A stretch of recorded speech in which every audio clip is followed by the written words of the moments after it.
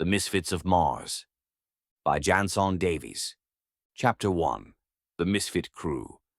Lieutenant Dalaria Walker stood alone on the rust-flaked deck of the Thresher, eyeing the 6 alien silhouettes gathered like storm clouds in the cargo bay.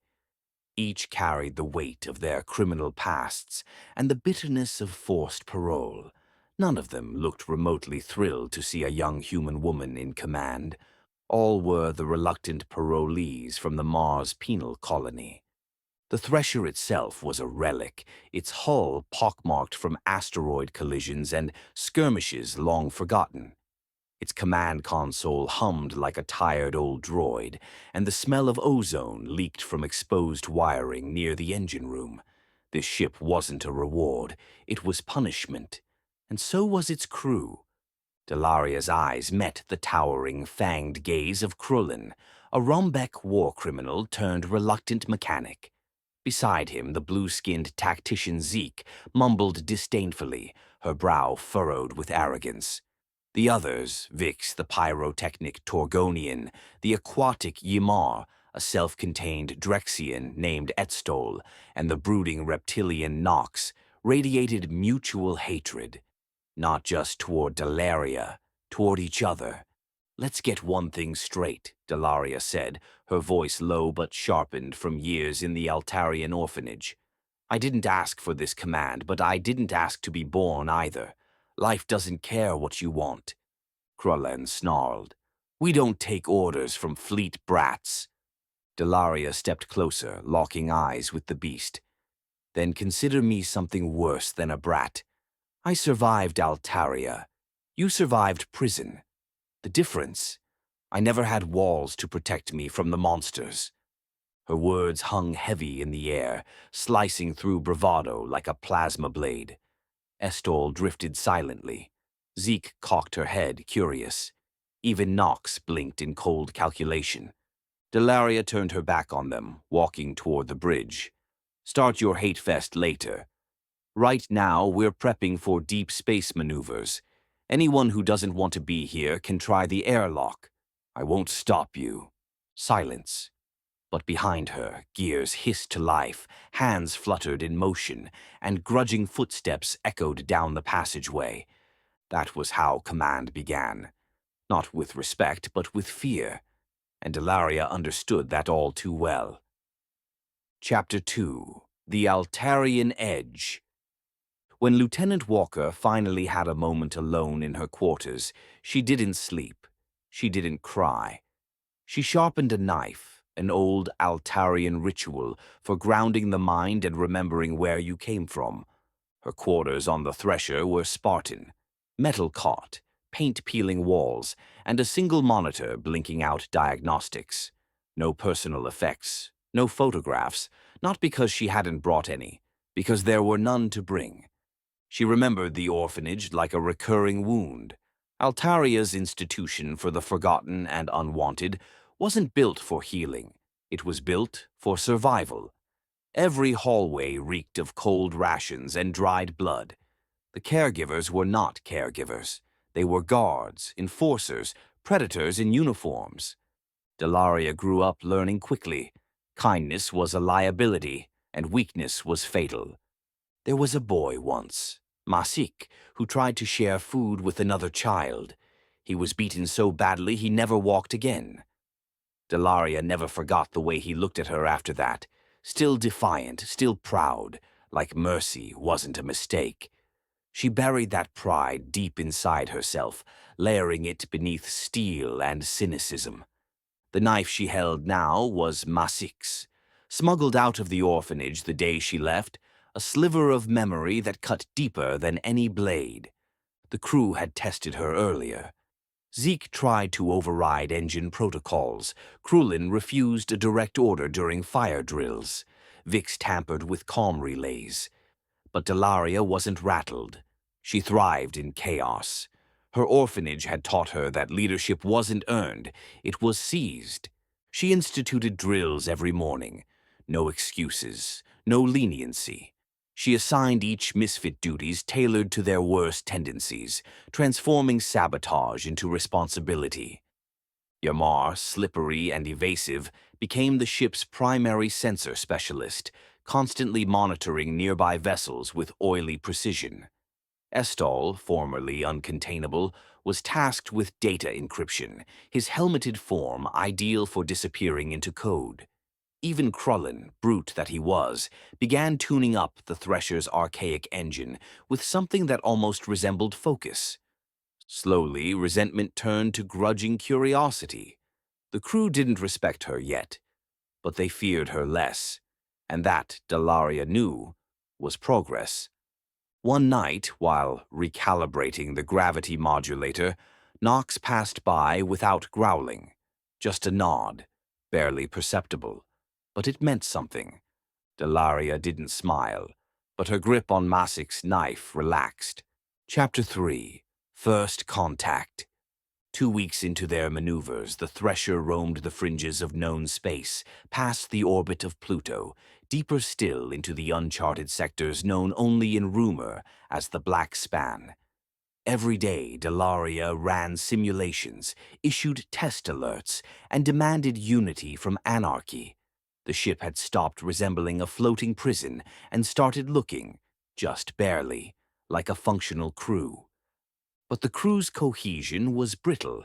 Zeke still challenged orders with flair and flamboyance.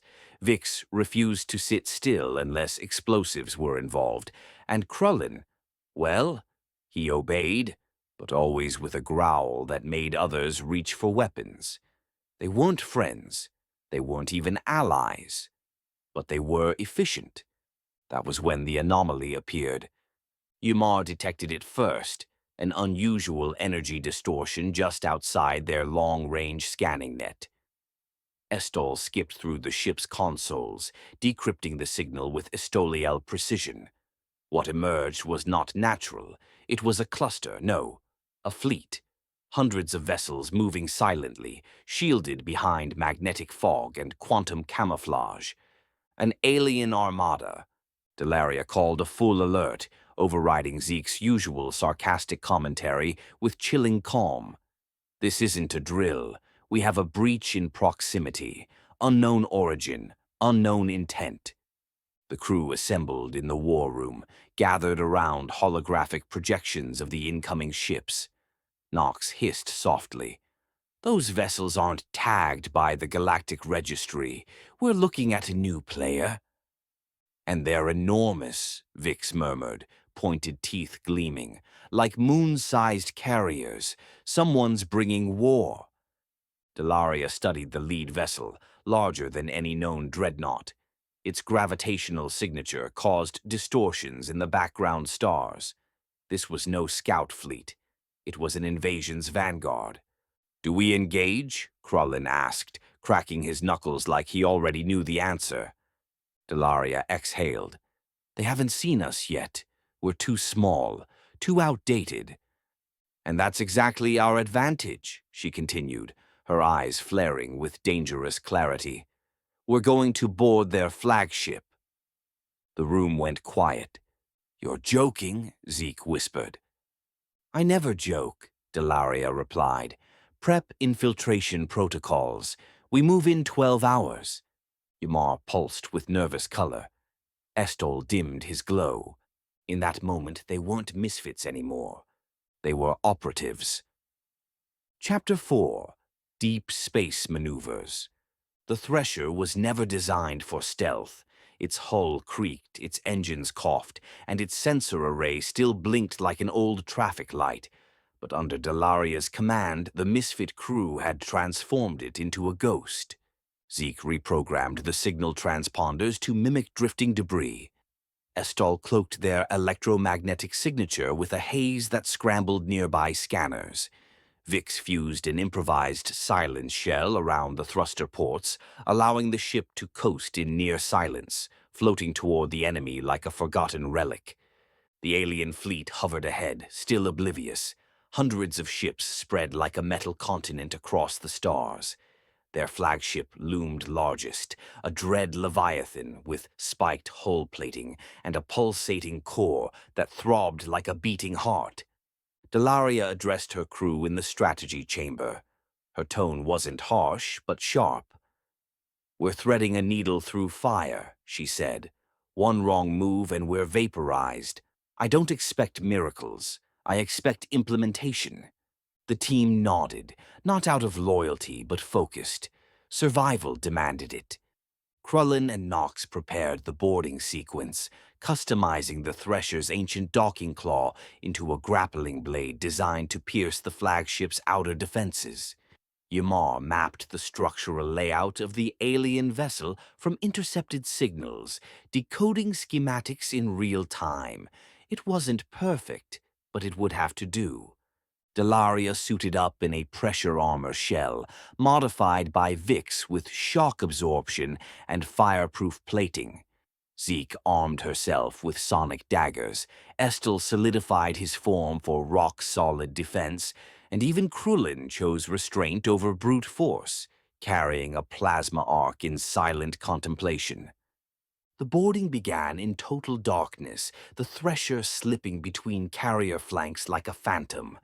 The crew braced as the docking claw latched with a grating screech against the flagship's hull, barely a whisper compared to the ship's mechanical humming.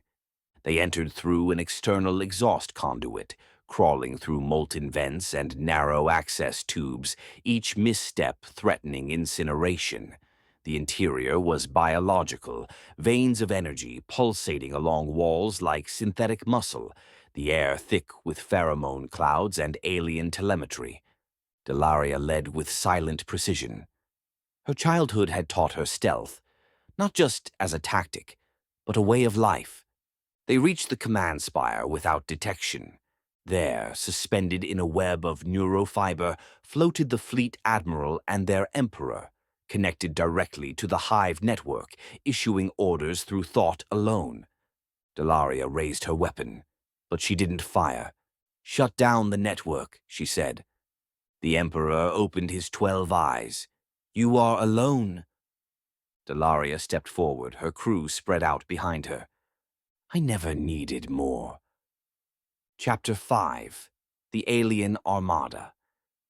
The Emperor's eyes narrowed, twitching in sequence like an algorithm anticipating a breach.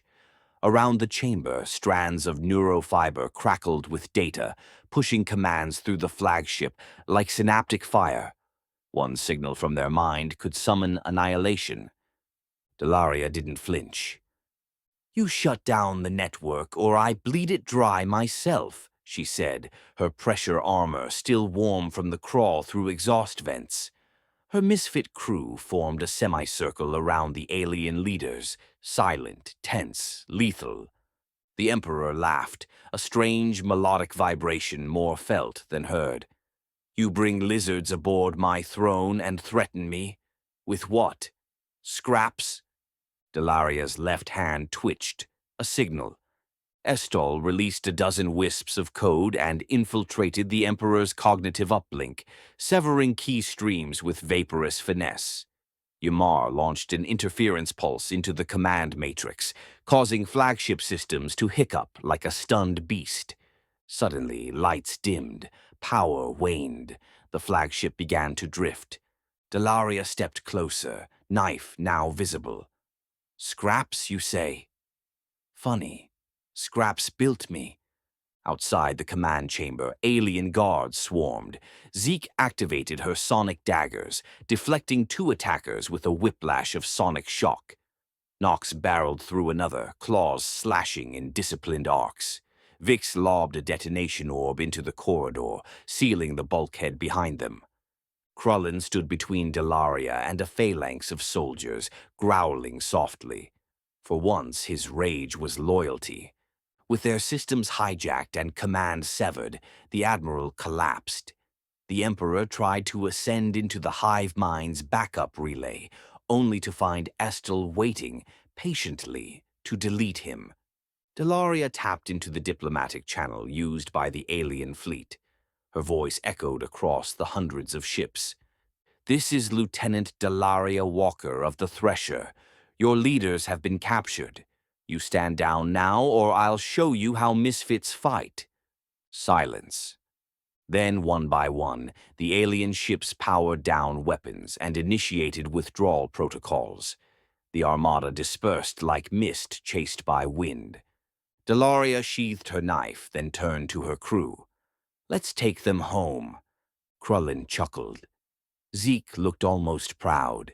Vix buzzed with adrenaline. Estelle shimmered.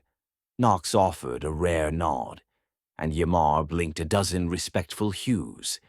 The Thresher departed the enemy flagship, drifting between scattered stars. No longer misfits, no longer forgotten. Dalaria finally allowed herself a smile. Chapter 6. Boarding the Behemoth.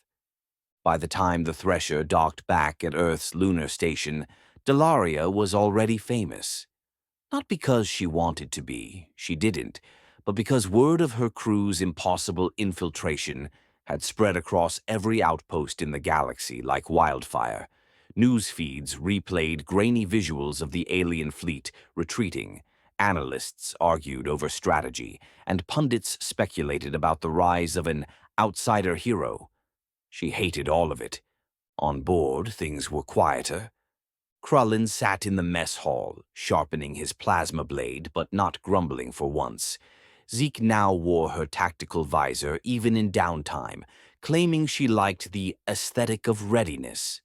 Nox had installed a meditation chamber in his bunk, a first sign he thought they might be around long enough to make an area his own. Yamar drifted between engineering stations, logging every anomaly they'd encountered in the flagship's neurofiber matrix. Even Vix, usually chaos incarnate, had stopped blowing up things just for sport. Mostly. Estelle crawled silently in the air vents, recalibrating internal systems. He hadn't said much since the infiltration, but Dalaria knew Estelle had shouldered the psychic weight of invading a hive mind. That kind of exposure didn't fade. Dalaria watched them all from the bridge, arms folded, Masik's knife resting on her hip. Not a threat anymore, just a memory. The Galactic Fleet tried to contact her daily.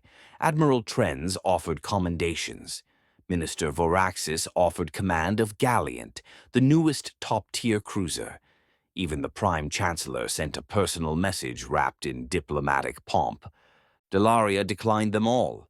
She transmitted a single sentence back. "I already have a ship." The Thresher, once rusted and rejected, now hummed with purpose. The Misfits weren't just parolees, convicts, they were a crew. Her crew, scarred, strange, and inconvenient, but loyal, because she didn't ask them to be perfect, just real. When she met the fleet delegation at the station, they asked her how she pulled it off, how she negotiated surrender without diplomacy, how she turned rebels into soldiers. Dalaria gave them the Altarian answer: "I didn't. I survived, and they did too." No applause, just respect. Chapter 7. Hostage Diplomacy.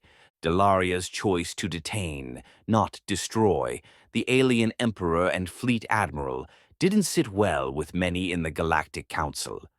"You had a chance to decapitate an invasion," barked Minister Voraxis during the tribunal meeting, his voice echoing through the polished chamber walls. "You chose negotiation over elimination." Dalaria stood before them, flanked by her misfit crew, none of whom bothered dressing in standard uniform. Zeke wore her combat visor like a crown.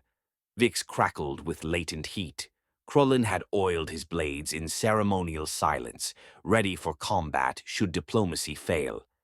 "They surrendered," Dalaria replied. "Not because we outgunned them, because they recognized something they couldn't quantify." "And what was that?" Voraxis asked. Dalaria glanced at her team. "Us," the tribunal murmured.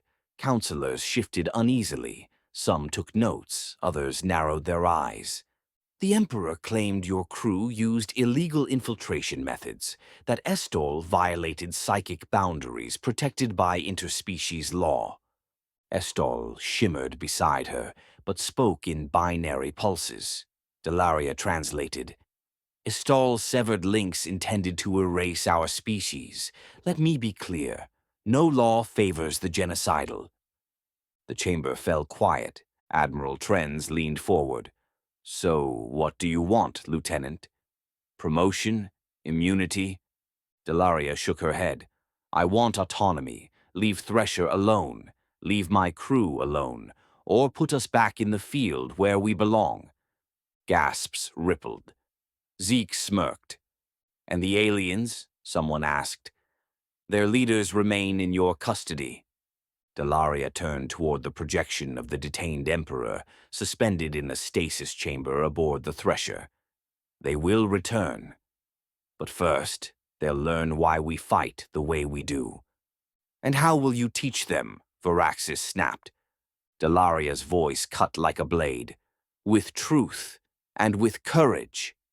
She walked out before anyone could reply, her crew falling in step behind her. Outside the tribunal, Krullin grunted. You should have taken immunity. Dalaria smiled. I didn't survive Altaria to hide. I survived to lead. Chapter 8. Aftermath and Recognition. Back aboard the Thresher, Dalaria stood on the bridge, her boots planted where so many commanders had faltered. But this time the deck didn't feel hollow. It beat, alive with purpose, history, and something almost resembling hope. The alien fleet had retreated beyond charted space. Their emperor remained in stasis. Yet the galaxy wasn't celebrating peace, it was parsing the implications. Debates lit up across colonies. Was Dalaria's act heroic or reckless? Could criminals truly become defenders? Was the galactic fleet obsolete or simply blind? Fleet High Command sent recognition in the form of medals and honors. Dalaria accepted none. They mean well, Zeke said one evening, tossing a medal into the recycling unit. They just don't know what to do with stories that don't fit their template. Dalaria nodded. Exactly. Misfits break templates. Each crew member processed the aftermath differently. Dalaria herself didn't celebrate. She ran drills, adjusted course logs, maintained discipline. But one evening she entered the crew lounge alone, found it dimly lit and humming with quiet music. On the table sat a modest cake, roughly constructed, slightly lopsided. Next to it, a single note. To the woman who gave Misfits a reason to matter. Dalaria didn't cry, but she did sit, and for the first time in years, she let herself eat something made for her. Not because she earned it, but because someone believed she deserved it. Epilogue, a new family. The Thresher cruised through the quiet stretch between constellations, its ancient hull now burnished with the history of rebellion, survival, and something Dalaria had never expected. Trust. She stood at the observation deck alone, watching fragments of light skip across the void. No medals adorned her uniform, no banners flew from her ship. But in the stillness she felt something deeper than recognition. She felt belonging. Behind her, footsteps echoed softly. It was Krullin, surprisingly quiet. Crew wants to know our next heading, he said. Dalaria smiled faintly. Doesn't matter, as long as it's forward. Zeke joined them, sipping a nutrient cocktail with unnecessary flair. Vix buzzed in, juggling two unstable devices that probably weren't strictly legal. Yamar glided silently alongside Nox, who carried a tray of hydrocell samples. Estol shimmered above them all, lighting the corridor in soft pulses like a silent heartbeat. They gathered without ceremony, no orders, no mission briefings, just one misfit after another, drawn together by something none of them had a name for. Dalaria turned to them. I used to think survival was enough, that making it through Altaria meant I didn't need anyone. Zeke raised an eyebrow. And now? Dalaria looked at each of them, the exiles, the rebels, the forgotten, and exhaled slowly. Now I know survival's just the beginning. The crew nodded. No applause. No speeches. The Thresher surged forward, its course unregistered, its path uncertain. But for the first time, it carried a family. And Dalaria Walker, commander, orphan, outsider, was finally home. The end.